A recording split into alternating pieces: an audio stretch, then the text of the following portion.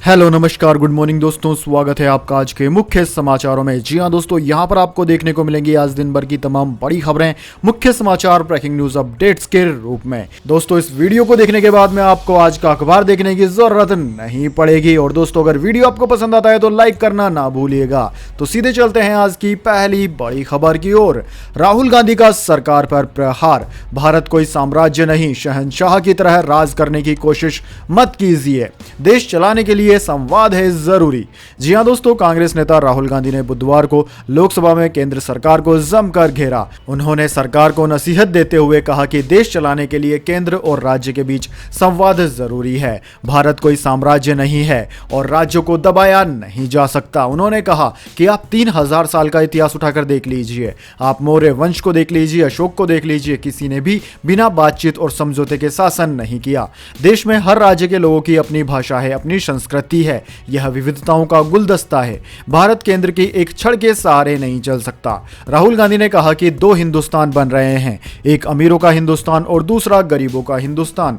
इन दो हिंदुस्तानों के बीच में खाई बढ़ती जा रही है। गरीब हिंदुस्तान के पास आज रोजगार नहीं है। राष्ट्रपति के अभिभाषण में बेरोजगारी के बारे में एक शब्द नहीं था। वैसे दोस्तों आपको क्या लगता है, क्या इस देश में बेरोजगारी बढ़ रही है और गरीब गरीब होते जा रहे हैं और अमीर अमीर होते जा रहे हैं? इस बारे में आपकी क्या राय है, कमेंट बॉक्स में जरूर बताएं।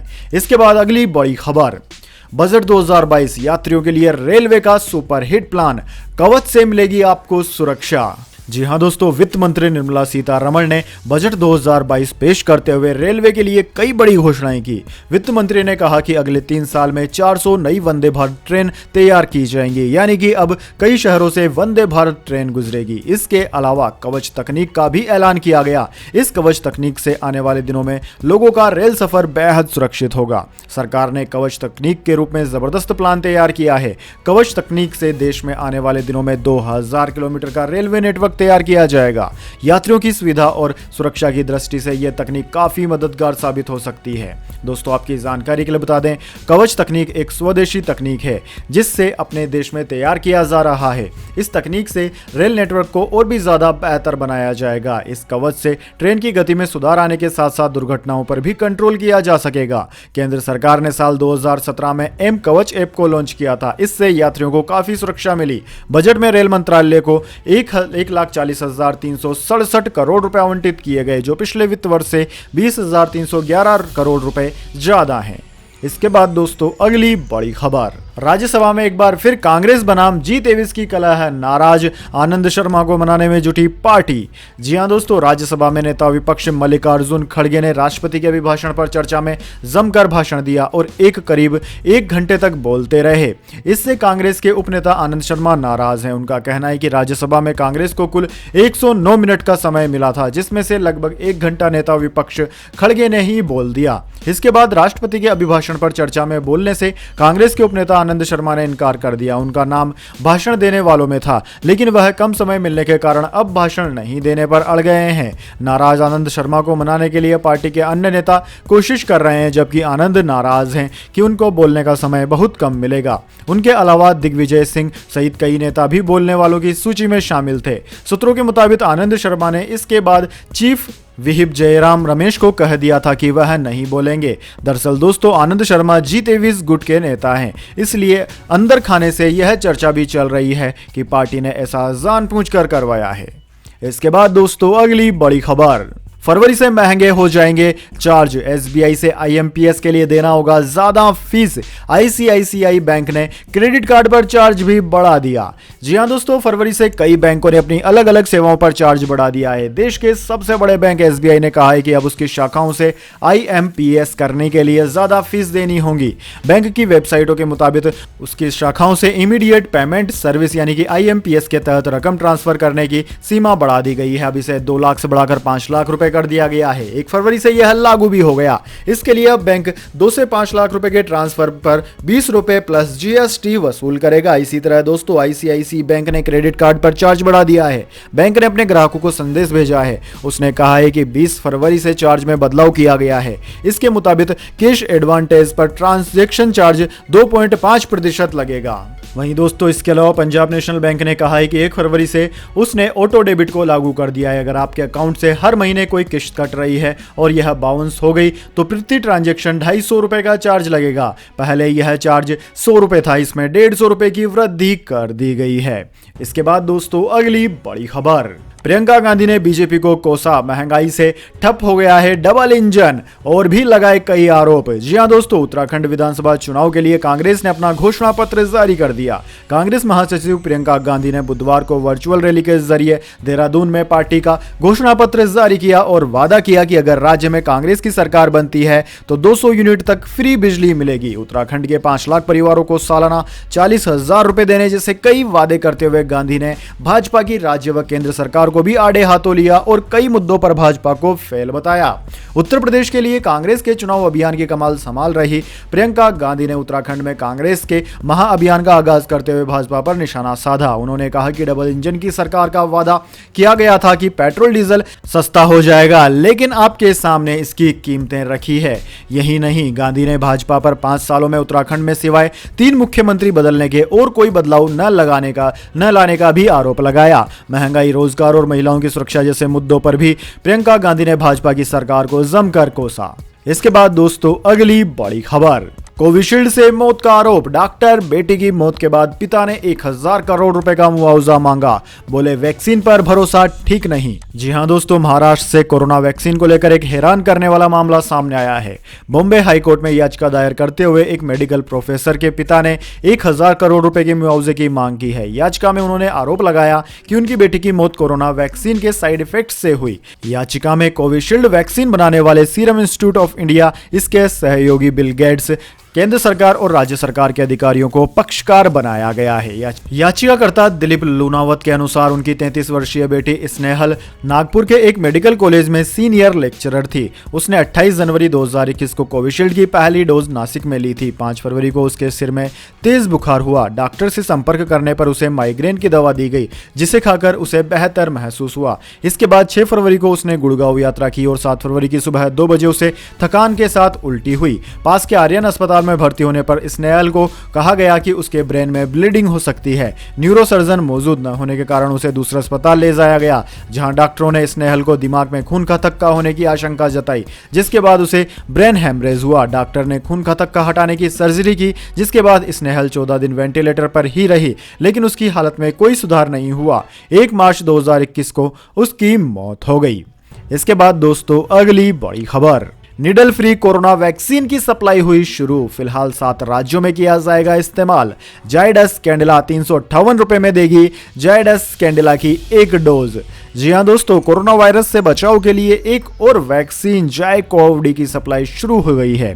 खास बात दोस्तों यह है कि यह वैक्सीन निडल फ्री है, यानी कि इसे लगवाने के लिए किसी भी प्रकार की सुई चुभोने का दर्द सहन नहीं करना होगा। हालांकि अब तक बाजार में आई अन्य कोरोना वैक्सीन की तरह इसके 2 नहीं बल्कि 3 डोज लगाए जाएंगे। यह दुनिया की पहली ऐसी वैक्सीन है जो डीएनए बेस्ड और नीडल फ्री है। इस वैक्सीन को अहमदाबाद की फार्मा कंपनी जायडस कैडिला ने तैयार किया है। दोस्तों बुधवार से कंपनी ने इसकी सप्लाई केंद्र सरकार को शुरू कर दी। केंद्र सरकार ने फिलहाल इसकी 1 करोड़ डोज का ऑर्डर दिया है। यह वैक्सीन उन लोगों को लगाई जाएगी जिन्हें अब तक किसी भी वैक्सीन का एक भी डोज नहीं लगा है। दोस्तों इतना ही नहीं, कंपनी वैक्सीन की सप्लाई केंद्र सरकार के साथ ही 7 राज्यों को भी कर रही है। इन राज्यों में महाराष्ट्र, तमिलनाडु, उत्तर प्रदेश, पश्चिम बंगाल, बिहार, पंजाब और झारखंड शामिल हैं।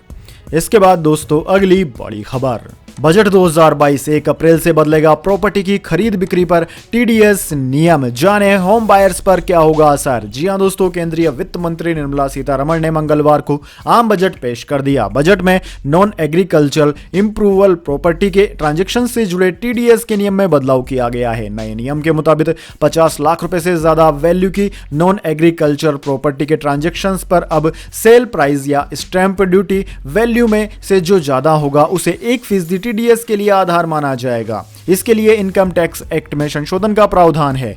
यह बदलाव इस साल 1 अप्रैल यानी कि नए वित्त वर्ष से लागू हो जाएगा। नियम में बदलाव के बाद अगर ट्रांजैक्शंस में स्टैंप ड्यूटी 50 लाख या इससे ज्यादा है और ट्रांजैक्शंस की वैल्यू भले ही 50 लाख से कम है तो 1% टीडीएस का पेमेंट करना होगा। दोस्तों फिलहाल अभी 50 लाख रुपए से ज्यादा वैल्यू की नॉन एग्रीकल्चर प्रॉपर्टी के ट्रांजैक्शंस पर 1% टीडीएस का नियम है और इस 1% टीडीएस के लिए प्रॉपर्टी की कीमत को आधार माना जाता है। टीडीएस का यह नियम सिर्फ 50 लाख रुपए से ज्यादा वैल्यू के ट्रांजैक्शंस पर लागू होता है, लेकिन अब इस नियम में परिवर्तन हो गया है।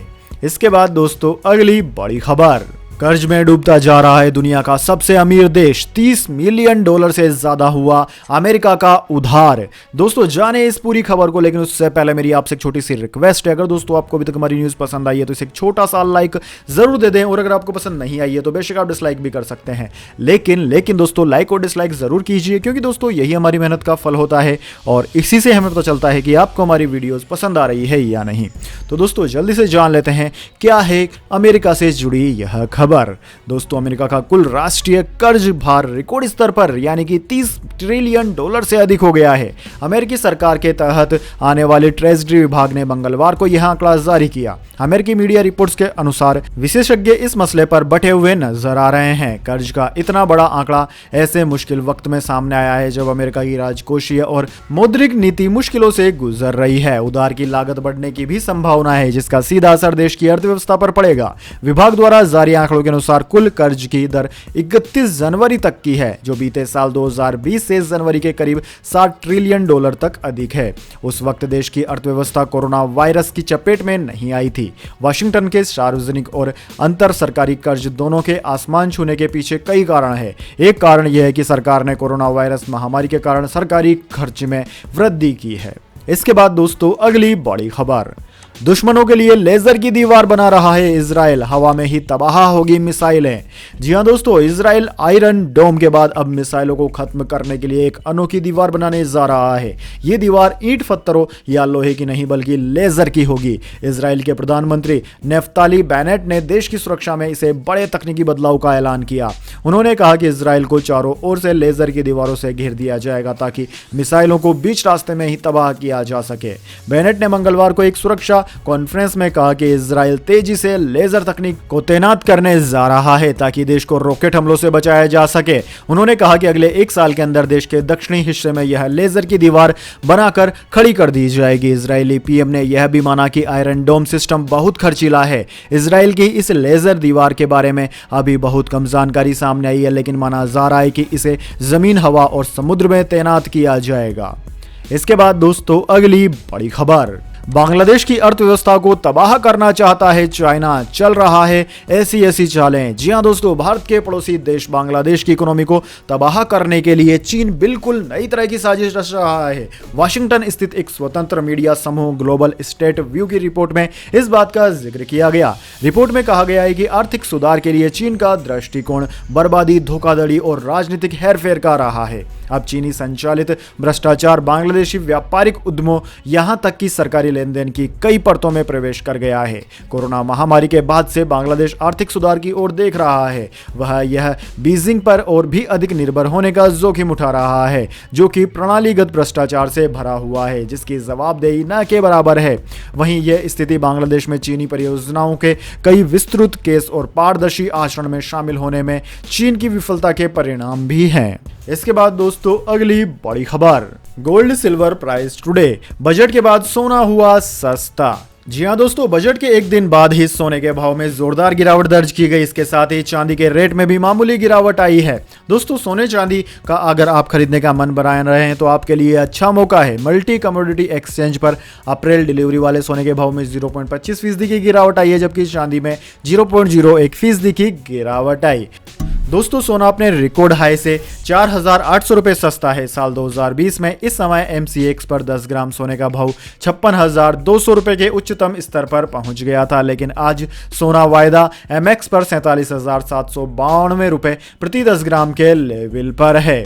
इसके अलावा दोस्तों चांदी की बात की जाए तो चांदी 0.01% फिसलकर 61,351 रुपये प्रति किलोग्राम पर कारोबार कर रही है। इसके बाद दोस्तों अगली बड़ी खबर, व्हाट्सएप फीचर अपडेट। अब 2 दिन बाद भी डिलीट कर सकेंगे व्हाट्सएप के मैसेज। गलती से भेजे मैसेज डिलीट करने के लिए ज्यादा समय मिलेगा अब। जी हाँ दोस्तों, आपने बिल्कुल सही सुना। व्हाट्सएप अब एक ऐसे अपडेट पर काम कर रहा है जिसके आने के बाद आप किसी मैसेज को 2 दिन बाद भी डिलीट कर सकेंगे। WhatsApp delete for everyone feature की टाइमलाइन को 2 दिन यानी कि 12 घंटे तक बढ़ाने पर काम कर रहा है। अभी डिलीट फॉर एवरीवन 1 घंटे 8 मिनट और 16 सेकंड के लिए है। इसकी मदद से लोग लंबे समय बाद भी गलती से भेजे गए किसी मैसेज को सभी के लिए डिलीट कर सकेंगे। व्हाट्सएप फीचर को ट्रैक करने वाली साइट बीटा ट्रैकर ने इस फीचर की जानकारी दी है। रिपोर्ट के मुताबिक डिलीट फॉर एवरीवन फीचर की नई टाइम लिमिट की टेस्टिंग व्हाट्सएप के एंड्रॉइड वर्जन 2.22.410 पर हो रही है। नए अपडेट के बाद व्हाट्सएप के मैसेज के डिलीट फॉर एवरीवन के लिए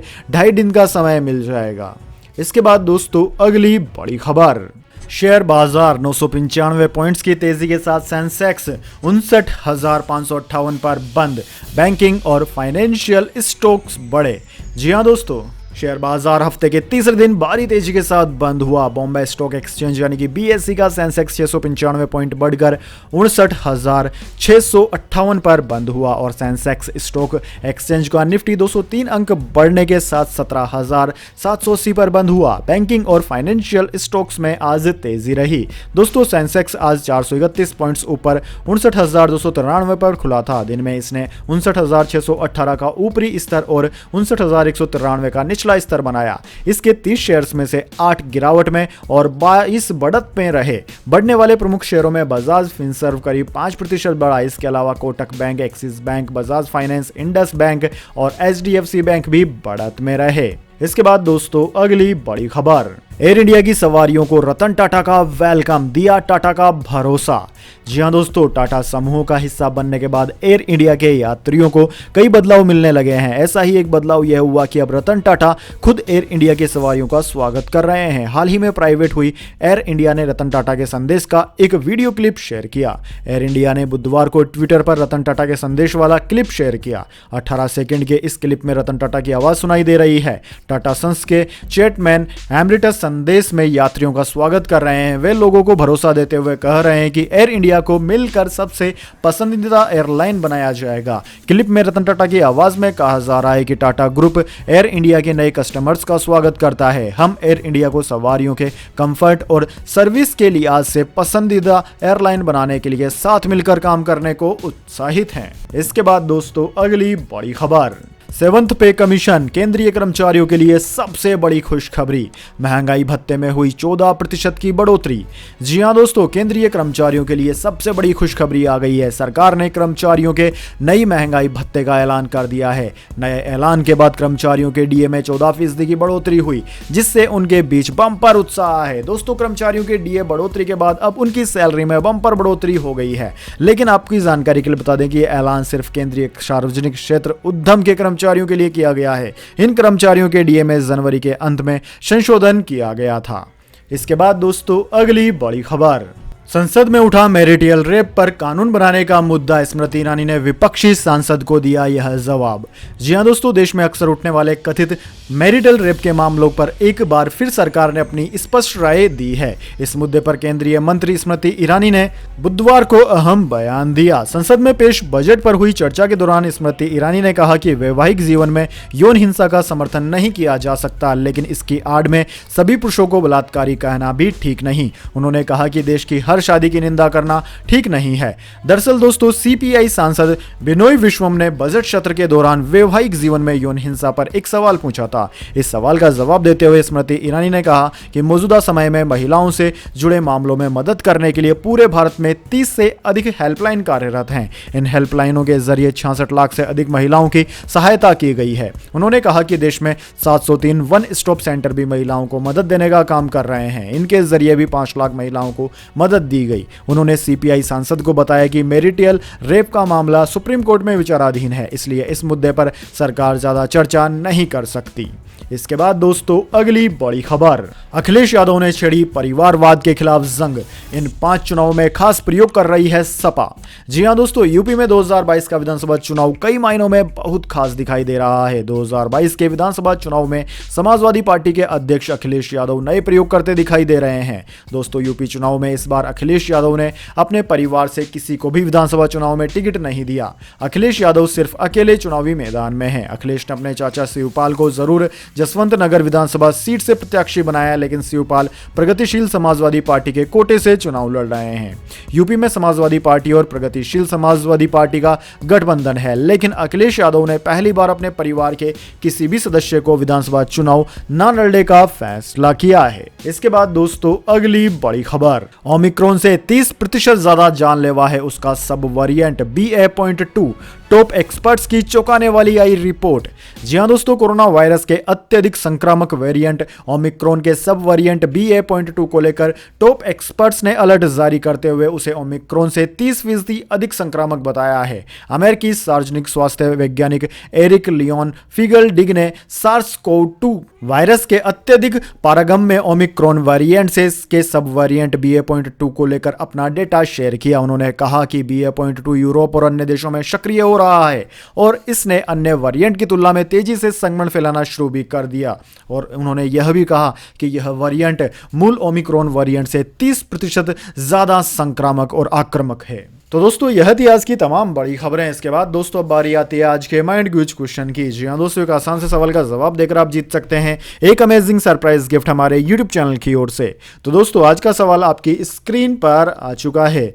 दोस्तों भारत के लिए व्यक्तिगत खेलों में पहला गोल्ड मेडल ओलंपिक में कौन से खिलाड़ी ने जीता? जी हां दोस्तों, ओलंपिक में भारत की ओर से पहला व्यक्तिगत गोल्ड मेडल कौन से खिलाड़ी ने जीता? अगर आप जानते हैं उस खिलाड़ी का नाम तो जल्दी से कमेंट बॉक्स में उसका नाम लिख दीजिए। अगर दोस्तों आपका जवाब होता है एकदम सही और आप चले जाते हैं लकी विजेता के रूप में, तो आपको मिल सकता है एक अमेजिंग सरप्राइज गिफ्ट हमारे YouTube चैनल की ओर से। तो दोस्तों जल्दी से अपना उत्तर कमेंट बॉक्स में लिख दीजिए, वीडियो को लाइक कर लीजिए और चैनल को सब्सक्राइब करके बेल आइकन भी दबा लीजिए। धन्यवाद। वंदे मातरम। जय हिंद, जय भारत।